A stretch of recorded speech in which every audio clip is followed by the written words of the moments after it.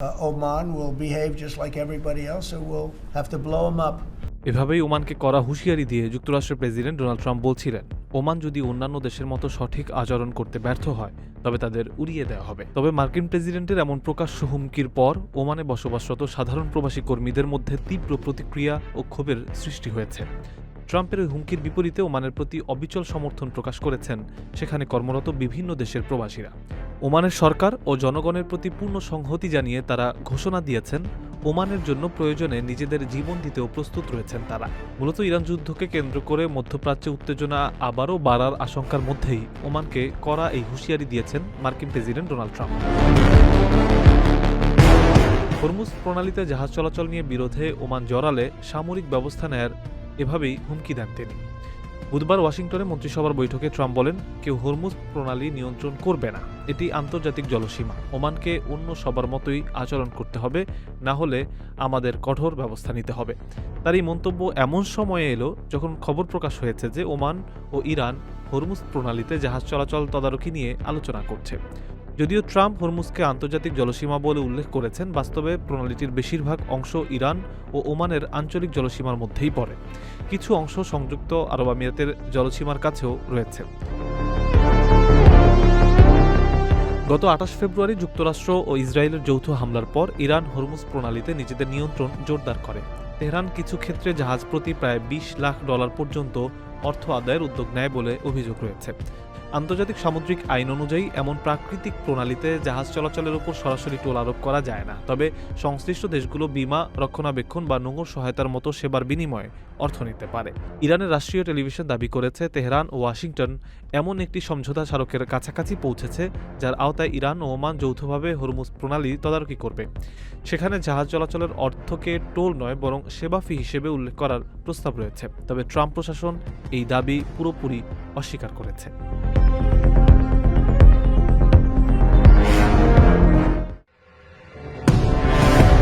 দক্ষিণ ইরানের বন্দর আব্বাস বিমানবন্দরের কাছে মার্কিন যুক্তরাষ্ট্রের বিমান হামলার তীব্র প্রতিশোধ নিতে কুয়েতে অবস্থিত একটি মার্কিন বিমান ঘাঁটিতে পাল্টা হামলা চালিয়েছে ইরানের এলিট ফোর্স আইআরজিসি। বৃহস্পতিবার ভোরে এই প্রতিশোধমূলক হামলা চালানো হয়েছে বলে আইআরজিসির বরাতে আনাদুল এজেন্সির এক বিশেষ প্রতিবেদনে নিশ্চিত করা হয়েছে। ইরানের আধা সরকারি বার্তা সংস্থা তাসনিম নিউজ এজেন্সির বরাত দিয়ে আইআরজিসি এক বিবৃতিতে জানায়, স্থানীয় সময় ভোর 4:50 কুয়েতের ওই মার্কিন ঘাঁটিতে এই ক্ষেপণাস্ত্র হামলাটি চালানো হয়। এর মাত্র কয়েক ঘন্টা আগে বন্দর আব্বাস বিমানবন্দরের কাছে মার্কিন বাহিনী আকাশপথে প্রজেক্টাইল বা ক্ষেপণাস্ত্র ব্যবহার করে হামলা চালিয়েছিল। আইআরজিসি তাদের বিবৃতিতে আরও হুঁশিয়ারি দিয়ে উল্লেখ করেছে, এই প্রতিশোধমূলক হামলাটি শত্রুর জন্য একটি মারাত্মক ও চূড়ান্ত সতর্কবার্তা। এর মাধ্যমে শত্রুপক্ষ যেন বুঝতে পারে যে তাদের যে কোনো ধরনের আগ্রাসন আর কখনো অনুত্তরিত বা বিনা জবাবে পার পাবে না, এবং ভবিষ্যতে এই ধরনের ঘটনার পুনরাবৃত্তি ঘটলে ইরানের পরবর্তী জবাব আরও বেশি বিধ্বংসী ও সুনির্দিষ্ট হবে। তবে এই হামলার বিষয়ে মার্কিন সামরিক বাহিনীর পক্ষ থেকে তাৎক্ষণিকভাবে কোনো আনুষ্ঠানিক প্রতিক্রিয়া জানানো হয়নি। এর আগে ওয়াশিংটনে নাম প্রকাশে অনিচ্ছুক একজন মার্কিন কর্মকর্তা আনাদুলুকে জানিয়েছিলেন, হরমুজ প্রণালীর কাছে হুমকি সৃষ্টি করায় মার্কিন বাহিনী ইরানের 4টি ড্রোন সফলভাবে ভূপাতিত করেছে। একই সঙ্গে বন্দর আব্বাসে অবস্থিত ইরানের একটি গ্রাউন্ড কন্ট্রোল স্টেশন বা ড্রোন নিয়ন্ত্রণ কেন্দ্রেও মার্কিন হামলা চালানো হয়েছে, যা মূলত একটি পঞ্চম ড্রোন উৎক্ষেপণের শেষ প্রস্তুতি নিচ্ছিল।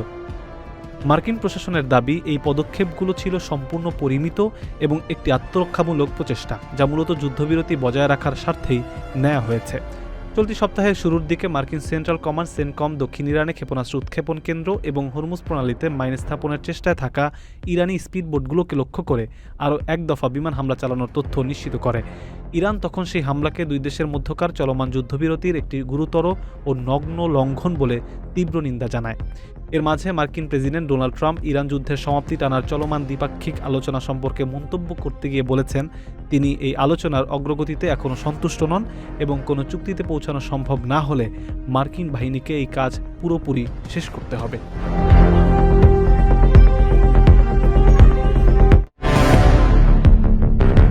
যুক্তরাষ্ট্র ও ইরানের মধ্যে নতুন করে আবারও উত্তেজনা তৈরি হয়েছে। এরই মধ্যে দেশটির বুশেহরে মার্কিনীদের একটি ড্রোন ভূপাতিত করার খবর পাওয়া গেছে। স্থানীয় সময়ে বৃহস্পতিবার রাতে আকাশ প্রতিরক্ষা ব্যবস্থা ব্যবহার করে ড্রোনটি মাটিতে নামিয়ে আনে ইরানের সামরিক বাহিনী। বুশেহর ইরানের একটি উপকূলীয় অঞ্চল। সেখানে এর আগেও ড্রোন ধ্বংস করার ঘটনা ঘটেছিল। বুশেহরের জাম কাউন্টির গভর্নর মাসুদ তাঙ্গেস্তানি আধা সরকারি বার্তা সংস্থা তাসনিম নিউজকে জানিয়েছেন, গতকাল রাতে যে ঘটনাটি ঘটেছে তা শত্রুদের একটি আকাশযান ধ্বংস করার সাথে সম্পর্কিত ছিল। শহর এখন স্বাভাবিক পরিস্থিতিতে আছে। এর আগে ইরানের দক্ষিণাঞ্চলীয় অঞ্চল থেকে মিসাইল ছুড়েছিল ইরানের সামরিক বাহিনী। তাসনিম নিউজ সংশ্লিষ্ট সূত্রের বরাতে জানিয়েছিল, নির্দিষ্ট লক্ষ্যবস্তুকে টার্গেট করে মিসাইল ছোড়া হয়েছে। বার্তা সংস্থা রয়টার্স জানিয়েছে, ইরানি বাহিনী দেশটির দক্ষিণাঞ্চলীয় অঞ্চল থেকে ছুড়েছে মিসাইলগুলো, তবে মিসাইলের টার্গেট কি ছিল সেটি জানা যায়নি। তাসনিম নিউজ আরও জানিয়েছে, হরমুজ প্রণালী থেকে গোলাগুলির শব্দ শোনা যাচ্ছে। হরমুজে থাকা জাহাজকে সতর্কতা দিতে এসব গুলি ছোড়া হচ্ছে বলেও উল্লেখ করেছে তারা। বাংলাদেশ ও মালয়েশিয়ার কর্মী নিয়োগ চুক্তি পর্যালোচনার মাধ্যমে স্বচ্ছ ও ন্যায্য ব্যবস্থা গড়ে তোলার আহ্বান জানিয়েছে আন্তর্জাতিক শ্রম সংস্থা আইএলও। সম্প্রতি ঢাকায় আইএলও আয়োজিত এক বৈঠকে মালয়েশিয়ার শ্রমিক নিয়োগ প্রক্রিয়ায় বিদ্যমান অনিয়ম, অতিরিক্ত অভিবাসন ব্যয় এবং সীমিত এজেন্সির সিন্ডিকেটের সমালোচনা করা হয়।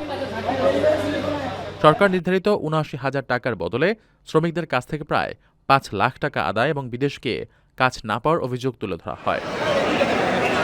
শ্রমিকদের শোষণ রোধে ওই বৈঠকে সিন্ডিকেটের সঙ্গে জড়িত এজেন্সিগুলোকে কালো তালিকাভুক্ত করার সুপারিশ করা হয়। পাশাপাশি রিক্রুটিং প্রক্রিয়া সবার জন্য উন্মুক্ত করা এবং ওয়ালেট চালুর প্রস্তাব দেওয়া হয়। মালয়েশিয়ার দুর্নীতি দমন কমিশন অভিযোগ না পেলেও বাংলাদেশে কর্মী প্রেরণ নিয়ে পুলিশ, আদালত ও দুদকে একাধিক মামলা তদন্তাধীন থাকায় নিয়োগে কিছুটা অনিশ্চয়তা রয়েছে। সমালোচনা ও আইনি জটিলতা সত্ত্বেও বাংলাদেশ সম্প্রতি ৪২৩টি রিক্রুটিং এজেন্সির তালিকা মালয়েশিয়ার কাছে পাঠিয়েছে। গত এপ্রিলে দুই দেশের ফলপ্রসূ বৈঠকের পর শীঘ্রই কর্মী নিয়োগ শুরু করার ঘোষণা দিয়েছে সরকার। আইএলও প্রত্যাশা করে এসব আলোচনার ভিত্তিতে ভবিষ্যতে সুষ্ঠু, নিরাপদ ও শোষণমুক্ত শ্রম অভিবাসন নিশ্চিত হবে। Oman will behave just like everybody else, so we'll have to blow them up. Oman যদি ঠিকভাবে আচরণ না করে তবে দেশটিকে উড়িয়ে দিতে হতে পারে বলে মন্তব্য করেছেন মার্কিন প্রেসিডেন্ট ডোনাল্ড ট্রাম্প। হরমুজ প্রণালী পুনরায় উন্মুক্ত করার কূটনৈতিক তৎপরতার মধ্যেই যুক্তরাষ্ট্রের ঘনিষ্ঠ মিত্র ওমানকে নিয়ে বিতর্কিত এই মন্তব্য করলেন মার্কিন প্রেসিডেন্ট। মন্ত্রিসভার এক বৈঠকে তিনি বলেন, ওমান ঠিকভাবে আচরণ না করলে দেশটিকে উড়িয়ে দিতে হতে পারে। সম্প্রতি আন্তর্জাতিক সংবাদ মাধ্যমে প্রকাশিত খবরে বলা হয়, হরমুজ প্রণালী দিয়ে চলাচলকারী জাহাজের কাছ থেকে টোল আদায়ের বিষয়ে ইরান ও ওমানের মধ্যে আলোচনা চলছে। এমন খবর প্রকাশের পরই ট্রাম্প এ মন্তব্য করেন। মঙ্গলবার ট্রাম্প বলেন, হরমুজ প্রণালী সবার জন্য উন্মুক্ত থাকবে, কেউ এর নিয়ন্ত্রণ নেবে না। আমরা এটি পর্যবেক্ষণে রাখব, তবে কারও নিয়ন্ত্রণে যেতে দেব না। এটি আমাদের আলোচনার অংশ। বিশ্বের মোট তেল সরবরাহের প্রায় ১/৫ হরমুজ প্রণালী দিয়ে পরিবহন করা হয়। যুক্তরাষ্ট্র, ইসরায়েল ও ইরানের চলমান সংঘাতের মধ্যে ফেব্রুয়ারির শেষ দিক থেকে প্রণালীটিও কার্যত অচল হয়ে পড়েছে, যা বৈশ্বিক জ্বালানি বাজারে সংকট তৈরি করে। বার্তা সংস্থা এপির এক প্রতিবেদনে বলা হয়েছে, ইরান চায় ওমান একটি ব্যবস্থাকে সমর্থন করুক, যার মাধ্যমে এই প্রণালী ব্যবহারকারী জাহাজ থেকে টোল আদায় করা সম্ভব হবে। এই প্রসঙ্গে ট্রাম্প বলেন, তারা এটি নিয়ন্ত্রণ করতে চায়। তিনি জোর দিয়ে দাবি করেন, হরমুজ আন্তর্জাতিক জলসীমার অংশ। এরপরই ওমানকে নিয়ে কড়া হুঁশিয়ার উচ্চারণ করেন ট্রাম্প। তিনি বলেন, ওমানও অন্য সবার মতো আচরণ করবে, নইলে আমাদের তাদের উড়িয়ে দিতে হবে, তারা এটা বোঝে। তবে ট্রাম্পের এই মন্তব্যকে হোয়াইট হাউস পরে ব্যাখ্যা বা সংশোধন করেনি। ওয়াশিংটনে ওমান দূতাবাসও তাৎক্ষণিকভাবে কোনো প্রতিক্রিয়া জানায়নি। এদিকে ইরানের সঙ্গে শান্তি চুক্তির চেষ্টা চালিয়ে গেলেও এখনও পর্যন্ত তাতে অগ্রগতি হয়নি বলে জানা গেছে। বুধবার বৈঠকে ট্রাম্প অভিযোগ করেন, ইরান সময়ক্ষেপণ করছে এবং নভেম্বরের মধ্যবর্তী নির্বাচন পর্যন্ত পরিস্থিতি টেনে নিয়ে যেতে চায়।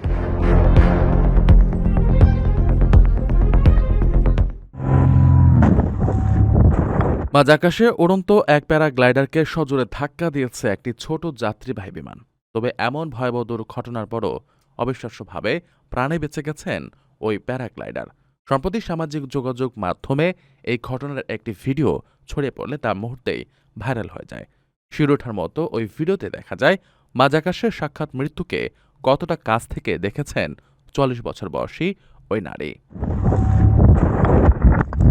অস্ট্রিয়ার জেল আমসি শহরের কাছে দুর্ঘটনাটি ঘটে। পুলিশ সূত্রে জানা গেছে, ওই নারী স্মিটেনহো এলাকা থেকে প্যারাগ্লাইডিং শুরু করেছিলেন। আকাশপথে ওড়ার রোমাঞ্চ উপভোগ করার সময় হঠাৎ করেই সেসনা 172 মডেলের একটি ছোট বিমান তার গ্লাইডারের সঙ্গে ধাক্কা খায়। সে ধাক্কায় প্যারাগ্লাইডের মূল প্যারাশুটটি মারাত্মকভাবে ক্ষতিগ্রস্ত হয় এবং তিনি নিয়ন্ত্রণ হারিয়ে দ্রুত নিচের দিকে পড়তে থাকেন। তবে এমন চরম মুহূর্তেও অবিশ্বাস্য সাহসিকতা ও উপস্থিত বুদ্ধির পরিচয় দিয়েছেন ওই নারী। নিয়ন্ত্রণ হারানোর প্রায় সঙ্গে সঙ্গেই তিনি নিজের জরুরি রেস্কিউ প্যারাশুটটি খুলে ফেলতে সক্ষম হন। তার এই তাৎক্ষণিক সিদ্ধান্তই তাকে নিশ্চিত বিপদ থেকে ফিরিয়ে আনে। এরপর তিনি ধীরে ধীরে নিচে নেমে আসেন এবং একটি পাহাড়ি বনাঞ্চলের ভেতর নিরাপদে অবতরণ করেন।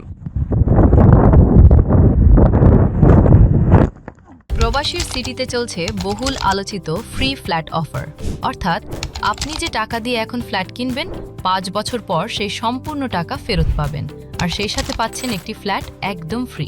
অফারটি সীমিত সময়ের জন্য, তাই দ্রুত যোগাযোগ করুন স্ক্রিনে দেওয়া নাম্বারে।